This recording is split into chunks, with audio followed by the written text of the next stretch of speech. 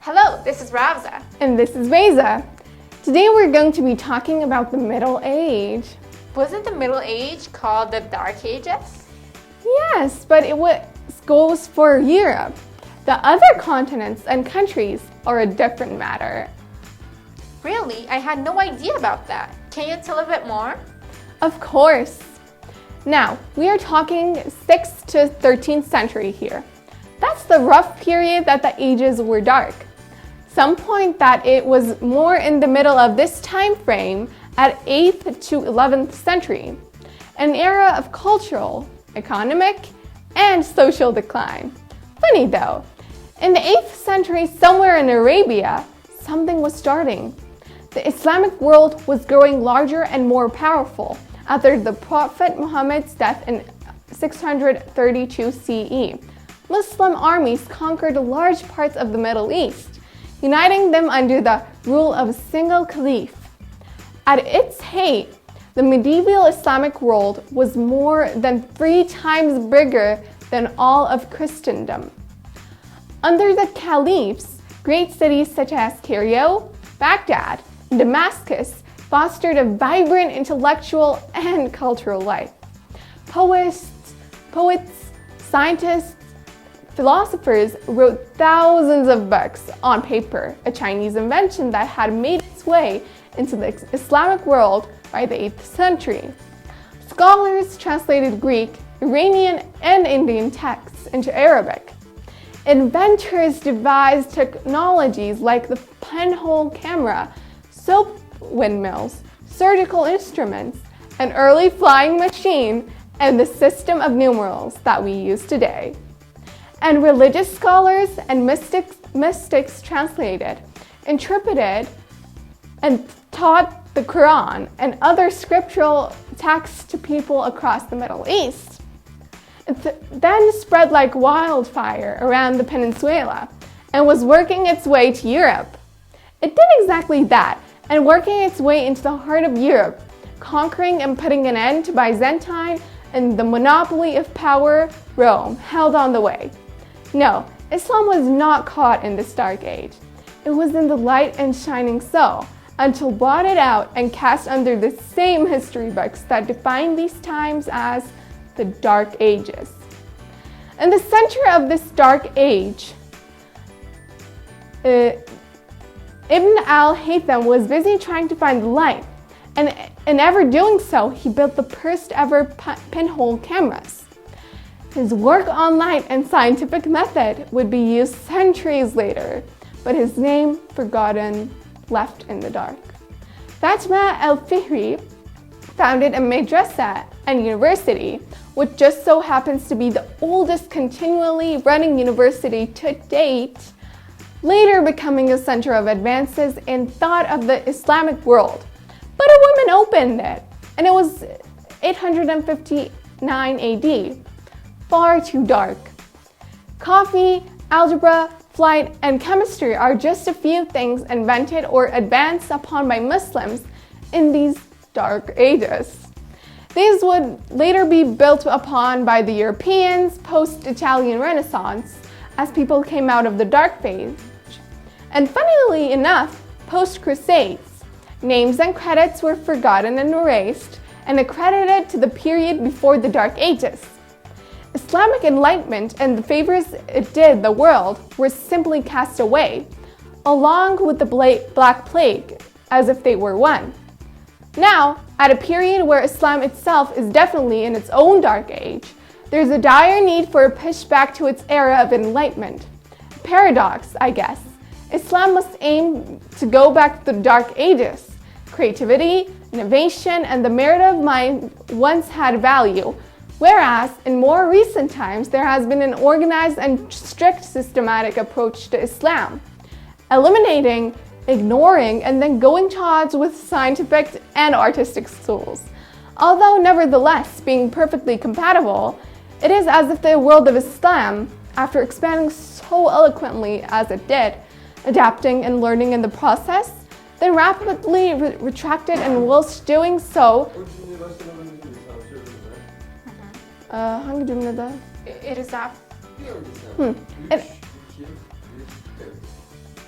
It is as if the world of Islam, after expanding so eloquently as it did, adapting and learning in the process, then rapidly retracted and whilst doing so, regretted all of its achievements, progressing to a dark age of its own. The Renaissance for Islam would be uprooting the entire faith, picking it apart, cleaning it, and then putting it back together. It's not an easy task, but given the current climate, nothing is impossible.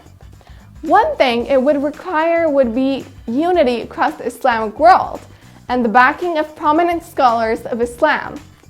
This cleaning of the faith would get rid of corruption, for example, to have righteous custodians of the two holy mosques who are two-faced, just for example, to have a real method to appointing imams so that not just anyone can see issue. For example, to challenge the notion of nationalism that is unfortunately rife in Muslim nations, where they do not get along with their Muslim neighbors, even though they are one, but nationalism and independent culture divide them. These things need to be addressed so that our future generations can be like the innovators of past rather than followers of today, and its future should carry on down this path. Wow, I didn't know anything about these. It's really interesting, and people should know more. I agree, but we are here to give some information about these kind of topics. There's always something to learn about, and this goes for everyone. Now I will be talking about the Middle Ages in Europe. The phrase Middle Ages tells us more about the Renaissance that followed it than it does itself about the era itself. Starting around the 14th century, European thinkers, writers, and artists began to look back and celebrate the arts and culture of ancient Greece and Rome. Accordingly, they dismissed the period after the fall of Rome as a middle or even dark age in which no scientific accomplishments had been made, no great art produced, no great leaders born. The people of the Middle Ages had squandered the advancements of their predecessors. This argument went and mired themselves instead in what 18th century English historian Edward Gibbon called barbarism and religion. This way of thinking about the era in the middle of the fall of Rome and the rise of the Renaissance prevailed until relatively recently. However, today's scholars note that the era was as complex and vibrant as any other. After the fall of Rome, no single state or government united the people who lived on the European continent. Instead, the Catholic Church became the most powerful institution of the medieval period. Kings, queens, and other rivals derived much of their power from their alliances with and the protection of the Church. In 800 CE, for example, Pope Leo III named the Frankish king Charlemagne the Emperor of the Romans, the first since that empire's fall more than 200 years before. Over time, Charlemagne's reign became the Holy Roman Empire, one of several political entities in Europe whose interests tended to align with those of the Church. Ordinary people across Europe had to tithe 10% of their earnings each year to the Church. At the same time, the Church was mostly exempt from taxation. These policies helped it to amass a great deal of money and power. Between 1347 and 1350, a mysterious disease known as the Black Death killed some 20 million people in Europe, 30% of the continent's population. It was especially dreadful in cities where it was impossible to prevent the transmission of the disease from one person to another. The plague started in Europe in October 1347, when 12 ships from the Black Sea docked at the Sicilian port of Messina. Most sailors aboard the ships were dead, and those who were alive were covered in black boils that oozed blood and pus. Symptoms of the Black Death included fever, chills, vomiting, diarrhea, terrible aches and pains, and then death. Victims could go to bed feeling healthy and would be dead by the morning. The plague killed cows, pigs, goats, chickens, and even sheep, leading to a wool shortage in Europe. Understandably, terrified about the mysterious disease, some people of the Middle Ages believed the plague was a divine punishment for sin. In medieval Europe, rural life was governed by a system scholars call feudalism.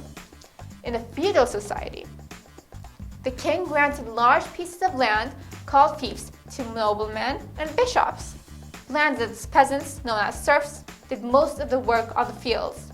They planted and harvested crops and gave most of the produce to the landowner. In exchange for their labor, they were allowed to live on the land. They were also promised protection in case of enemy invasion. During the 11th century, however, feudal life began to change. Agricultural innovations such as the heavy plow and three-field crop rotation made farming more efficient and productive, so few farm workers were needed. But thanks to the expanded and improved food supply, the population grew. As a result, more and more people were drawn to towns and cities. Meanwhile, the Crusades had explained trade routes to the East and given Europeans a taste for imported goods, such as wine, olive oil, and luxurious textiles. As the commercial economy developed, port cities in particular thrived. By 1013, there were some 15 cities in Europe with a population of more than 50,000. In these cities, a new era was born, the Renaissance. The Renaissance was a time of great intellectual and economic change, but it was not a complete rebirth. It had its roots in the middle of the ages. This was a very difficult topic than we usually talked. Thanks for bringing these kind of topics, Faiza. But unfortunately, it seems we are nearing the end of our program. I hope you guys enjoyed this time travel to the Middle Ages. Which of these facts do you think was the most interesting? Be sure to let us know!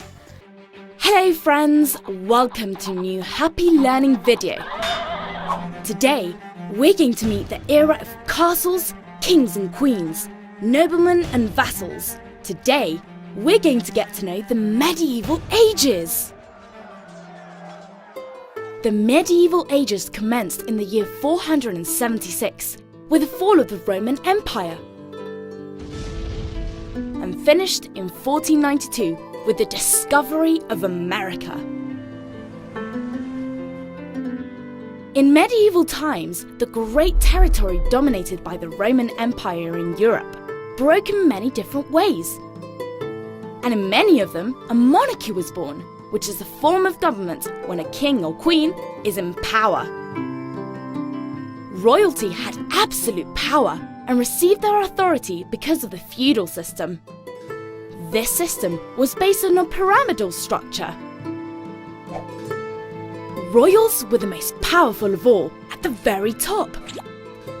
Noblemen were just under, formed by counts, dukes, barons and other gentlemen and ladies that controlled territories. Under these were the vassals, who worked and lived in the lands dominated by the noblemen and gave part of their work in exchange for protection and help. When they were attacked by enemies, vassals would run to the noble's castle. Vassals were farmers, shepherds, craftsmen and soldiers who were considered free men.